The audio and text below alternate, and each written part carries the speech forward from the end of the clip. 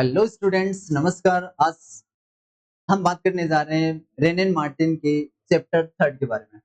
ये बहुत ही बेहतरीन बुक है जिसमें से जितना कंटेंट आप जितनी बार पढ़ोगे उतने ही अच्छे से आपके कॉन्सेप्ट्स जो ग्रामर के हैं वो basic level plus advance level के सारे क्लियर हो जाएंगे। इसी सीरीज को हम आगे जारी रखते हुए बातें करेंगे आज इसके 3rd चैप्टर के बारे में, जिसमें फ्रेज और क्लोज के बारे में बात करेंगे। बेसिकली चैप्टर का नाम फ्रेज और क्लोज है, बट हम देखेंगे कि कोई वर्ड, फ्रेज, क्लोज और सेंटेंस में रिलेशन क्या होता है, ये किस तरीके से अपने को घुमा घुमा के इसमें से क्वेश्चंस पूछे जाते हैं और किस तरीके से अपन इनके जो कॉम्प्लेक्स टर्मिनोलॉजी है उसमें उलझ जाते हैं। और बहुत ही ज्यादा बोरिंग चैप्टर नहीं होगा, बहुत ही ज्यादा इंटरेस्टिंग चैप्टर होने वाला है, क्योंकि ये जो बुक है वो ऑथेंटिक बुक है और जितना सोर्स मैंने आज तक नेट पे देखा है, जो ऑफलाइन क्लासेस में देखा है, उनमें से बेहतरीन बुक मेरे को यही लगती है, क्योंकि सिंप्लीफाइड वे में और सिस्टमेटिक वे में सारी चीजों को एक्सप्लेन करने की कोशिश की गई है इसमें। तो चलिए स्टार्ट करते हैं फ्रेज और क्लोज। फ्रेज और क्लोज से पहले मैं आपको ये बता देता हूँ कि वर्ड क्या होता है। ठीक है, वर्ड क्या होता है? वर्ड होता है ग्रुप ऑफ लेटर्स। क्या होता है? Group of letters. लेटर्स का ग्रुप होता है। कुछ बच्चे इसको अल्फाबेट बोल देते हैं, ग्रुप ऑफ अल्फाबेट नहीं होता है। अल्फाबेट तो एक ही होता है इंग्लिश में, ए टू जेड जितना भी लेटर्स हैं 26, तो सारे के सारे एक ही अल्फाबेट में आते हैं। पूरी पूरी एक ही वर्णमाला है पूरी इंग्लिश में, तो 26 लेटर्स होते हैं। ठीक है, अल्फाबेट वन ही है। तो group of letters that that gives a meaning. क्या होता है? Group of words that gives a meaning, जो मीनिंग देता है। जैसे हमने लिखा PLAY, प्ले मींस क्या होता है? खेलना, मीनिंग है इसका। BOY बॉय, मीनिंग है। ठीक है, तो जो भी चीज है जिसका मीनिंग होता है उसको क्या बोलेंगे अपन? यहाँ पे जो भी ग्रुप ऑफ लेटर्स होगा और जो मीनिंग देगा वो सिंगल वर्ड क्या होगा? एक वर्ड होगा। और ये वर्ड बेसिकली अगर और डेप्थ में जाएं तो ये क्या होता है? एक यूनिट होता है। यूनिट किसकी होता है? Unit of a sentence. Sentence की क्या होती है? यूनिट होती है। ठीक है, अगर ये पूरा पूरा फ्रेज बना लेता है तो फिर फ्रेज क्या होती है सर? फ्रेज जो बनती है वो किससे बनती है? जो फ्रेज बनती है वो बनती है वर्ड से। किससे बनती है? वर्ड से। फ्रेज क्या होती है? Group of words. क्या होता है? Group of words. या हो सकता है ये एक सिंगल वर्ड हो, या एक word word that plays a function, तो एक फंक्शन प्ले करता है सेंटेंस में। सर फंक्शन क्या होता है? फंक्शन क्या होता है? फंक्शन होता है, अगर सेंटेंस में अगर बात करें, subject, verb, object, complement, adverbial, ये इसके क्या होते हैं? फंक्शंस होते हैं। और ये प्ले करने का काम कौन करता है? या तो वर्ड, सिंगल वर्ड, या फ्रेज, ग्रुप ऑफ वर्ड्स। ठीक है, जो फ्रेज होती है वो मीनिंग तो कन्वे करती है, बट ये इसमें लिखा होता है कि कंप्लीट मीनिंग कन्वे नहीं करती है। पता नहीं किससे कंप्लीट मीनिंग नहीं कन्वे करती है। अगर किसी ने बोला कि वेयर इज द बॉस, पर मैंने कहा इन द रूम। किसी ने बोला कि बॉस कहाँ है और मैंने कहा इन द रूम। अब in the room in preposition है इसमें, द इसमें डिटरमिनर है, और रूम जो है उसमें नाउन है। क्या हो गया? प्रेपोजिशन, डिटरमिनर और नाउन। ये प्रेपोजिशन से शुरू हो रही है और उसके बाद में यहाँ पे नाउन फ्रेज है, तो इसको बोलेंगे प्रेपोजिशनल फ्रेज। या जैसे मैंने बोला है कि जो बॉस है कहाँ पे? रूम में, इन द रूम। मैंने और कुछ भी नहीं बोला, तो क्या सामने वाले पर्सन को ये बात मेरी समझ में नहीं आएगी? समझ जाएगा, आराम से समझ जाएगा। तो ये बात तो समझ में आ रही है उसको। तो जो डेफिनेशन हम पढ़ रहे हैं कि group of words that gives a meaning but not complete meaning, senseless है। मीनिंग के बेसिस पे बात कर रहे हो आप, क्योंकि अगर उस पर्सन को जिसको मैंने बोला इन द रूम उसको नहीं समझ में आएगा तो वहीं से चला जाएगा, या मेरे को देखता रहेगा भाई क्या बोल रहा है तू। तो समझ में आ गया कि वो रूम में है और वो डायरेक्टली रूम में चला जाएगा उनसे परमिशन लेके, जैसे भी उनको कन्वर्सेशन। मैंने बोला, किसी ने बोला कि where is the boy, boy कहाँ है, और मैंने कहा ऑन द रोड, रोड के ऊपर है। ऑन द रोड फ्रेज है, प्रेपोजिशनल फ्रेज है, और समझ में आ गया। व्हाट आर यू डूइंग, क्या कर रहे हो तुम, और आपने बोला स्टडी, STUDY स्टडी, क्या मेरे को समझ में नहीं आएगा, उसने STUDY बोला है, स्टडी वर्ड बोला, सिंगल वर्ड बोला, फ्रेज भी नहीं बोला है, क्या मेरे को नहीं समझ में आएगा कि वो क्या कर रहे हैं? समझ में आ गया है। तो हम जब इसी तरीके से पढ़ते हैं कि ये मीनिंग कन्वे करता है, मीनिंग नहीं कन्वे करता है, सारी की सारी जो प्रॉब्लम्स की जड़ है वो वहीं पे है।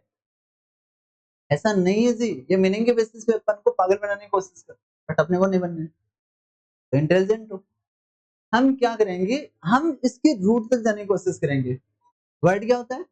यूनिट होता है। फ्रेज क्या होता है? यूनिट होता है। क्लोज क्या होता है? यूनिट होता है। किसकी यूनिट है? सारी की सारी, सारी की सारी यूनिट है सेंटेंस की। हाँ, तो सेंटेंस की कर रहे हैं, होंगे कहाँ पे, वर्ड कहाँ पे होगा? सेंटेंस में होगा। फ्रेज कहाँ पे होगी? सेंटेंस में होगी। क्लोज कहाँ पे होगा? सेंटेंस में होगा। फिर सर अलग अलग कैसे समझेंगे? एक एग्जांपल देखना, उससे आप डेफिनेटली इन सब चीजों को समझ जाओगे। मैंने कहा I am playing in the garden. क्या बोला? I am playing in the garden. तो इसको हटा देते हैं अपन, ये लो भाई, हट सा। I am playing in the garden, इसमें देखना आई क्या हो गया इसका, ये अगर वर्ड मीनिंग में बात करेंगे तो ये क्या हो जाएगा? प्रोनाउन। क्या हो गया? प्रोनाउन। एम क्या हो जाएगा? Helping verb. प्लेइंग क्या हो जाएगा? Main verb. इन क्या हो जाएगा? प्रेपोजिशन। द क्या हो जाएगा? डिटरमिनर। और अगर हम ओल्ड इंग्लिश के बारे में बात करें तो एडजेक्टिव का पार्ट होता है डिटरमिनर। गार्डन क्या हो जाएगा? नाउन। क्या हो जाएगा? नाउन। ये क्या है? सारे के सारे ये वर्ड्स हैं। क्या हो गए? ये वर्ड्स हैं, वर्ड कैटेगरी है। अब यहाँ पे अगर फंक्शन के बारे में बात करेंगे, ये फंक्शन किसका करता है? ये फंक्शन कर रहा है ये सब्जेक्ट का। मार्कर चेंज कर लेते हैं। ये फंक्शन किसका करता है? ये सब्जेक्ट का फंक्शन करता है। एम प्लेइंग फंक्शन किसका कर रही है? वर्ब का फंक्शन कर रही है। इन द गार्डन किसका फंक्शन कर रहा है? भाई साहब एडवर्बियल का फंक्शन कर रहा है। एडवर्बियल क्या होता है? वीडियोस में मैंने बहुत बार समझाया, जो भी किसी वर्ब के बारे में ये बताता है कि कोई एक्शन कहाँ पे होता है, क्यों होता है, कैसे होता है और कब होता है, व्हेन, व्हाई, वेयर, हाउ का आंसर देने वाला क्या होता है? एडवर्बियल होता है। क्या होता है? एडवर्बियल। एडवर्ब नहीं, एडवर्बियल है। एडवर्बियल क्या होता है? फंक्शन। एडवर्ब क्या होता है? वो होता है वर्ड। तो यहाँ पे मैंने ये कहा कि ये सब्जेक्ट है, ये वर्ब है, ये एडवर्बियल है। ठीक है, तो ये इतना सा फंक्शन है और ये फंक्शन है। अभी बात क्या की हमने कि जो फंक्शन प्ले करता है, देखो यहाँ पे ये देखो फंक्शन प्ले करता है कौन? फ्रेज। यहाँ पे फंक्शन किसका हो रहा है? सब्जेक्ट का। तो ये क्या हो जाएगी? ये फ्रेज हो जाएगी। और नाउन सब्जेक्ट का फंक्शन करने वाला गारंटी हमेशा नाउन फ्रेज होगा। कौन सी फ्रेज होगा? नाउन फ्रेज होगा। नाउन फ्रेज किससे बनेगी? या तो नाउन से बनेगी या फिर प्रोनाउन से बनेगी। इसके पहले एमएचएम भी हो सकते हैं, है ना? मॉडिफायर, पोस्ट मॉडिफायर और हेड वर्ड हो सकते हैं। फिर एम प्लेइंग क्या हो जाएगा? ये किसका फंक्शन कर रहा है? ये वर्ब का फंक्शन कर रहा है। और ये कौन सी फ्रेज है? ये है वर्ब फ्रेज। कौन सी फ्रेज हो गई? Verb phrase. और यहाँ पे किसका फंक्शन कर रहा है? एडवर्बियल का। तो भाई एडवर्बियल का फंक्शन करने वाला या तो एडवर्ब होगा या फिर प्रेपोजिशन फ्रेज होगा या क्लोज भी हो सकती है। ठीक है, वो एडवर्बियल क्लोज होगी। यहाँ पे इन प्रेपोजिशन है, तो प्रेपोजिशन के साथ में स्टार्ट होने वाली जो फ्रेज होती है वो होती है प्रेपोजिशनल फ्रेज। तो यहाँ पे देखो सिंगल वर्ड क्या बना रहा है? फ्रेज बना रहा है। यहाँ पे दो वर्ड मिलकर क्या बना रहे हैं? फ्रेज बना रहे हैं। यहाँ पे तीन वर्ड मिलकर क्या बना रहे हैं? फ्रेज बना रहे हैं। तो ये बात तो बकवास हो गई ना कि फ्रेज जो होती है ग्रुप ऑफ वर्ड्स ही होता है हमेशा। बकवास नहीं हुई तो मान लो अधूरी हो गई है, पूरी तो नहीं है एटलीस्ट। तो फ्रेज क्या होती है? वर्ड भी हो सकता है और ग्रुप ऑफ वर्ड्स भी हो सकता है। और ये काम क्या करता है भाई? सेंटेंस में या क्लोज में काम क्या करता है? ये रोल प्ले करता है किसी फंक्शन का। और फंक्शन कितने होते हैं इंग्लिश में? 5। Subject, verb, object, complement, adverbial.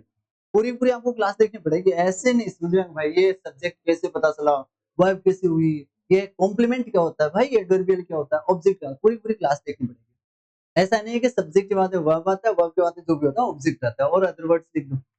ऐसे काम तो नहीं चलने वाला भाई, क्लास देखनी पड़ेगी, वो भी नरपत सर वाले। हाँ जी, आगे देखो जी। तो यहाँ पे हमने क्या बातें की? सब्जेक्ट। अब सब्जेक्ट और रोल प्ले कौन कर रहा है? प्रोनाउन। ये क्या हो गया? Noun phrase. तो ये यहाँ पे जो हमने बात की noun phrase, verb phrase, prepositional phrase, ये किसके बारे में बात कर रहे हैं हम? फंक्शन के बारे में बात कर रहे हैं। तो यहाँ पे जो टर्मिनोलॉजी यूज की गई वो फ्रेज के बेसिस पे यूज की गई है। अब सर क्लोज क्या है? देखो यहाँ से आई से शुरू करो, कहाँ से शुरू करो? आई से शुरू करो। मार्कर यूज करते हैं थोड़ा अलग वाला ताकि फील आए अपने को भी। आई से शुरू किया हमने, क्या शुरू किया? आई से शुरू किया और यहाँ तक, कहाँ तक? यहाँ तक।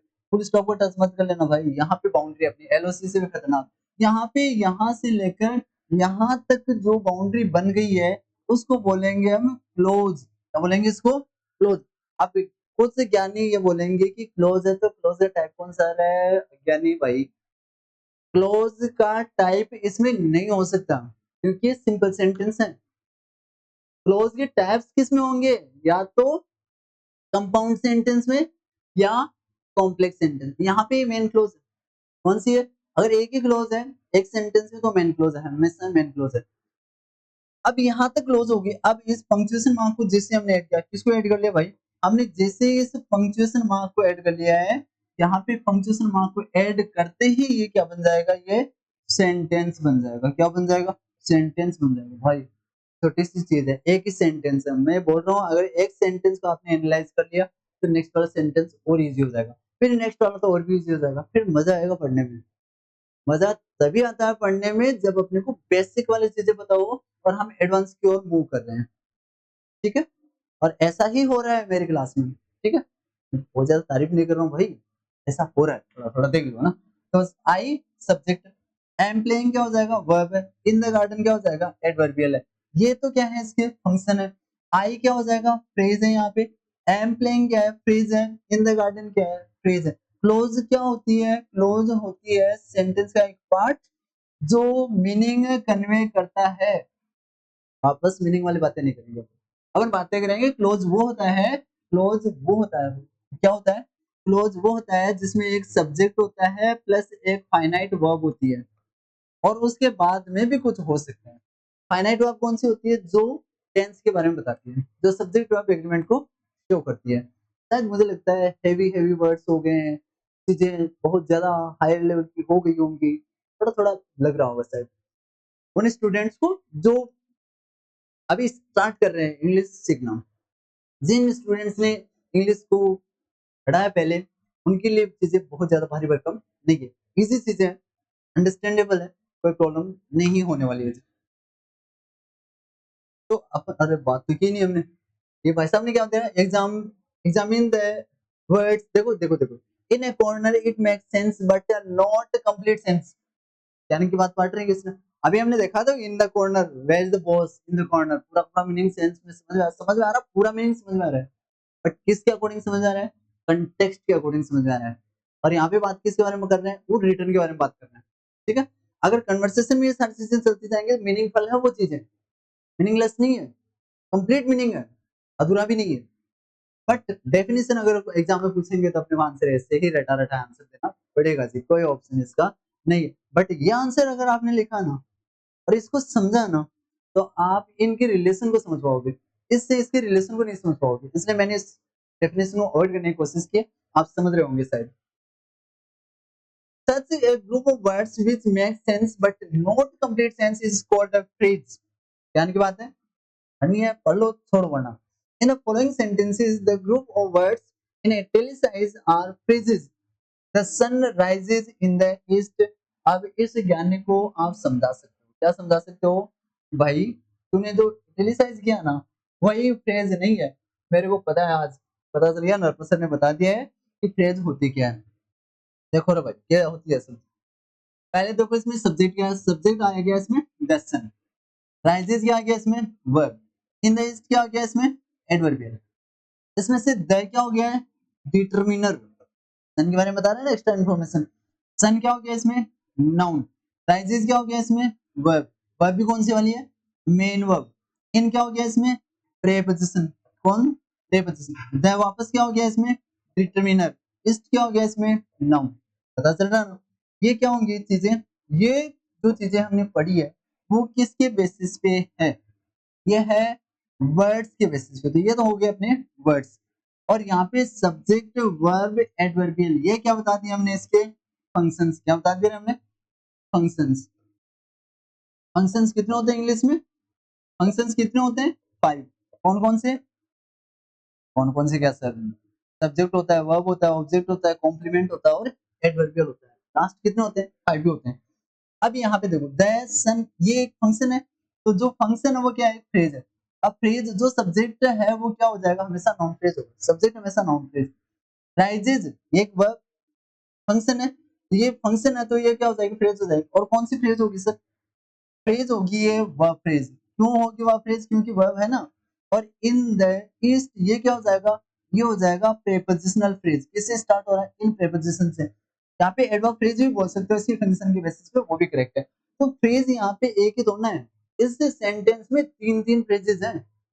और एक किसके बेसिस पे आइडेंटिफाई किया? इनके फंक्शन के बेसिस पे हमने आइडेंटिफाई किया है। आगे देखें। It was a sunset of great beauty. It क्या हो जाएगा इसमें? सब्जेक्ट। वॉज क्या हो जाएगा? Verb.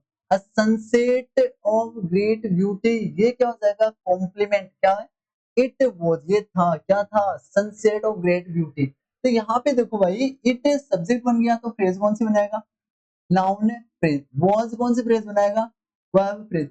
A sunset of great beauty complement है, और यहाँ पे सनसेट जो है हेडवर्ड है, कौन सी फ्रेज बनाएगा? नाउन फ्रेज बनाएगा। अब भाई एक बात और देखो रे, क्या देखो कि जो फ्रेज होती है, फ्रेज जो होती है ना, ये मान लो ये आ गई फ्रेज अपनी। इस फ्रेज के अंदर भी क्या हो सकती है? फ्रेज हो सकती है। तो ऐसा ही काम यहाँ पे हुआ, ये पूरी बड़ी फ्रेज है और इसमें ऑल अ ग्रेट ब्यूटी ये एक फ्रेज और होगी है, और इस फ्रेज को बोलेंगे हम पीपी। कौन सी फ्रेज? प्रेपोजिशनल फ्रेज बोलेंगे। तो यहाँ पे कॉम्प्लीमेंट का फंक्शन करने वाली नाउन फ्रेज, और यहाँ पे सनसेट को मॉडिफाई करने वाली कौन सी आ जाएगी? Prepositional phrase. वापस से यहाँ पे फ्रेज ही फ्रेज है, बड़ी बड़ी phrase. The tops of the mountains were covered with snow. The tops of mountains subject were covered verb with snow adverbial. Sir आपको पता कैसे चलता है ये एडवर्बियल है? अगर आपको कहीं पर भी प्रेपोजिशन के बाद में नाउन फ्रेज दिखता है तो इस फ्रेज का नाम होता है प्रेपोजिशनल फ्रेज। और इस प्रेपोजिशनल फ्रेज की इस दुनिया में दो ही फंक्शन है। ये आया हमें इस दुनिया में, ये दो ही काम करने आया है। या तो बनेगा पोस्ट मॉडिफायर। कौन सा फायर? Post modifier. या फिर क्या बनेगा? ये भाई ये बनेगा एडवर्बियल। क्या बनेगा? एडवर्बियल। अब पोस्ट मॉडिफायर बनेगा तो किसका बनेगा? पोस्ट मॉडिफायर बनेगा तो ये नाउन फ्रेज का बनेगा। यहाँ पे नाउन है नहीं इसके आसपास में, तो एडवर्बियल है। ये इस वर्ब के बारे में बता रहा है। ये पूरी पूरी सब्जेक्ट बनाने वाली फ्रेज कौन सी? Noun phrase. ये क्या बन गई? Noun phrase. ये वर्ब कवर्ड कौन सी फ्रेज? वर्ब से बनी है तो वर्ब फ्रेज। ये विद प्रेपोजिशन है, प्रेपोजिशन के बाद नाउन आ गई तो कौन सी फ्रेज? Prepositional phrase. समझ में आ गया होगा। सेंटेंस में कितनी फ्रेजेस हैं? 3 फ्रेजेस हैं। आगे भी है क्या? Show me how to do it, ये शो हो गया वर्ब। मी दिखाओ मुझे, क्या दिखा रहा है? हाउ टू डू इट, इसको कैसे करते हैं। तो यहाँ पे ये इनडायरेक्ट ऑब्जेक्ट है और ये डायरेक्ट ऑब्जेक्ट है। अब देखो यहाँ पे शो क्या हो गया? Verb phrase. वर्ब से मी क्या हो गया? ऑब्जेक्ट। ऑब्जेक्ट वाले हमेशा क्या होते हैं? और ऑब्जेक्ट वाली फ्रेज है, फ्रेज है, फ्रेज है तो कौन सी होगी? Noun phrase. ये भी नाउन फ्रेज होगा। और देखो हाउ टू डू इट, ये आ गई क्लोज। और क्लोज जो है वो क्लोज भी कौन सी होगी? वो भी नाउन क्लोज। तो यहाँ पे जो डायरेक्ट ऑब्जेक्ट बना है वो नाउन क्लोज से बनाएगा, ध्यान रखना। पता कैसे चला सर? यहाँ पे डू है ना, देखो हाउ टू डू इट, यहाँ पे नॉन फाइनाइट क्लोज है। ये यहाँ पे नॉन फाइनाइट क्लोज है, इसमें टू डू क्या आ गया है? अपने पास में फुल इन्फिनेटिव आ गया है। यहाँ पे फुल इन्फिनेटिव वो भी क्या हो जाएगा अपने पास में? वो भी फंक्शन करेगा किसका? वर्ब का। और ये क्लोज हो जाएगी नॉन फाइनाइट क्लोज। हालांकि मॉडर्न अप्रोच है, अगर अपन बेसिक अप्रोच के बारे में बात करें, पहले वाले अप्रोच के बारे में बात करें, तो ये क्या हो जाएगा? ये डायरेक्ट ऑब्जेक्ट हो जाएगा। Examine the group of words in italics in the following sentences. He has a chain of gold. He subject, has verb, a chain of gold complement. Complement होता क्या है? देखो जी, कॉम्प्लीमेंट बता देता हूँ। कॉम्प्लीमेंट एक बहुत अच्छी चीज होती है। कॉम्प्लीमेंट को हिंदी में बोलते हैं पूरक। क्या बोलते हैं? पूरक। और पूरक का मीनिंग क्या होता है? जो पूरा करता हूँ, जो कंप्लीट करता हूँ, मीनिंग को कंप्लीट करता हूँ। और किसकी मीनिंग को कंप्लीट करता हूँ? या तो सब्जेक्ट की मीनिंग को कंप्लीट करता हूँ या ऑब्जेक्ट की मीनिंग को कंप्लीट करता हूँ। इसकी बेसिस पे जो कॉम्प्लीमेंट्स होते हैं वो 2 टाइप्स के होते हैं, या तो सब्जेक्ट कॉम्प्लीमेंट या फिर ऑब्जेक्ट कॉम्प्लीमेंट। इधर देखो, यहाँ पे ही क्या है, सब्जेक्ट, हैज क्या है, वर्ब, चेन ऑफ गोल्ड क्या हो गया, कॉम्प्लीमेंट। अगर अपने पास में सब्जेक्ट और सब्जेक्ट के बाद में वर्ब है और यहाँ पे कोई चीज दे रखी है और ये सब्जेक्ट और ये चीज दोनों के दोनों सेम है, तो ये क्या है, कॉम्प्लीमेंट। जैसे कि she is she is a doctor, she is a doctor, she क्या है, सब्जेक्ट, इज क्या है, वर्ब, और यहाँ पे जो इन्फॉर्मेशन है, डॉक्टर कौन, सी कौन, डॉक्टर, ये दोनों की दोनों चीजें क्या है, सेम, तो यहाँ पे क्या बन जाएगा, कॉम्प्लीमेंट। तो यहाँ पे देखो, ही हैज, उसके पास ऑब्जेक्ट नहीं भाई, ही हैज उसके पास में है और उसके पास में क्या है, एक चेन ऑफ गोल्ड, ये तो ऑब्जेक्ट हो जाएगा, सॉरी कॉम्प्लीमेंट नहीं है ना, क्योंकि ही और चेन ऑफ गोल्ड दोनों क्या नहीं है, सेम नहीं है। अगर दोनों के दोनों सेम नहीं है तो क्या बन जाएगा, ऑब्जेक्ट। ऑब्जेक्ट को कैसे आइडेंटिफाई करोगे, पहली बात वहां पे रेनबो ऐसा नहीं होना चाहिए। सेकंड, ये आंसर किसका देता है, या आंसर देता है वोट का या फिर हुम का, क्या या किसको, तो उसके पास में है, क्या है, चेन ऑफ गोल्ड, ये है तो ये ऑब्जेक्ट बन जाएगा। तो ही हैज, तो यहाँ पे सब्जेक्ट कौन सी फ्रेज, नाउन फ्रेज, यहाँ पे वर्ब कौन सी फ्रेज, वर्ब फ्रेज, यहाँ पे चेन ऑफ गोल्ड कौन सी फ्रेज, ऑब्जेक्ट है, ऑब्जेक्ट फ्रेज कौन सी है, सोचना नहीं है। अगर अपने पास में फ्रेज है और नाउन फ्रेज, इसके फंक्शंस क्या होते हैं, या तो सब्जेक्ट बनाती है, ऑब्जेक्ट बनाती है, फिर कॉम्प्लीमेंट बना देती है, ठीक है। वर्ब फ्रेज है, किसका फंक्शन करते हैं, केवल और केवल वर्ब का। यहाँ पे अपने पास में प्रेपोजिशनल फ्रेज है, किसका फंक्शन करेगी, पोस्ट मॉडिफायर का या फिर एडवर्बियल का, ठीक है। ऐसे जिरंट, अगर उसी बारे में बात करें तो वो भी क्या बन जाएगी, वो भी ऑब्जेक्ट, सब्जेक्ट या कॉम्प्लीमेंट का फंक्शन करने वाली है। यहाँ पे ऑब्जेक्ट है तो ये फ्रेज कौन सी बन जाएगी, नाउन फ्रेज बन जाएगी। अब इसने इसी चीज को एलोबरेट करने की कोशिश, ही has a chain which is made of gold, तो ही सब्जेक्ट, हैज वर्ब, उसके पास में है, क्या है, chain which is made of gold, ये ऑब्जेक्ट है।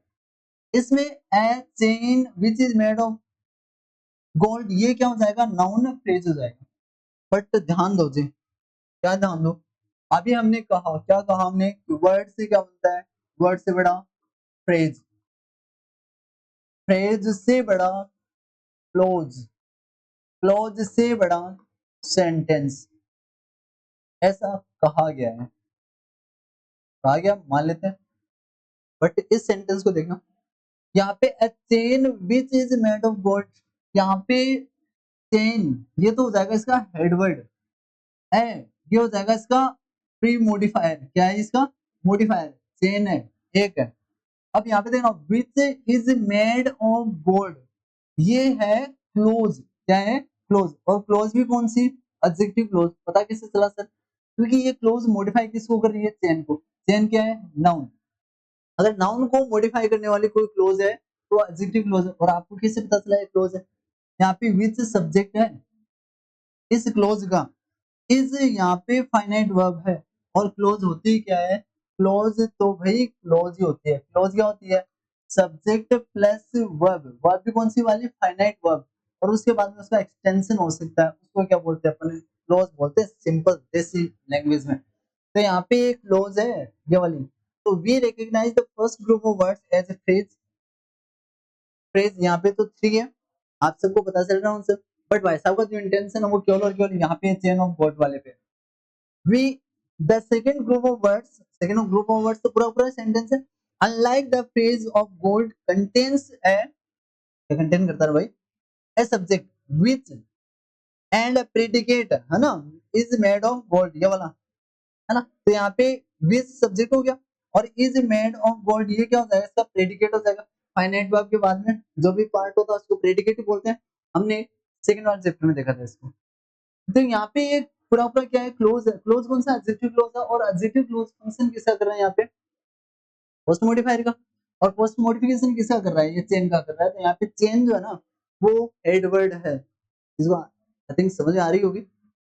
आगे देखो, such a group of words which forms a part of sentence, ये ठीक बात है, जो सेंटेंस का पार्ट फॉर्म करते हैं, एंड कंटेंस, ये देखो ये वाली बात है, कंटेंस है सब्जेक्ट, एक सब्जेक्ट होता है एंड अ प्रेडिकेट, और जिसमें एक प्रेडिकेट होता है उसको क्या बोलते हैं, क्लोज बोलते हैं। तो सिंपली ऐसे समझ सकते, subject plus finite verb plus यहाँ पे कोई भी इंफॉर्मेशन, अदर इंफॉर्मेशन हो सकती है, ये क्या हो जाएगा, एक क्लोज हो जाएगा। Now following sentences, the group of words in italics are clauses. People who pay their debts are trusted. People क्या है, सब्जेक्ट है। Who pay, people who pay ये पूरा पूरा सब्जेक्ट है। ये डेट्स ये पूरा पूरा subject. People who pay their debts ये हो जाएगा वर्ब, आर ट्रस्टेड है ना, ये वर्ब हो जाएगा। तो people who pay their debts, जो लोग अपना कर्ज चुका देते हैं उनका ट्रस्ट किया जाता है। अब इसमें से हेडवर्ड कौन हुआ, people. Who pay their debts ये क्या हो जाएगा, पोस्ट मॉडिफाइड किसका, इस हेडवर्ड का। तो यहाँ पे हु क्या हो जाएगा, सब्जेक्ट, इस क्लोज का सब्जेक्ट बता रहा हूं मैं, जो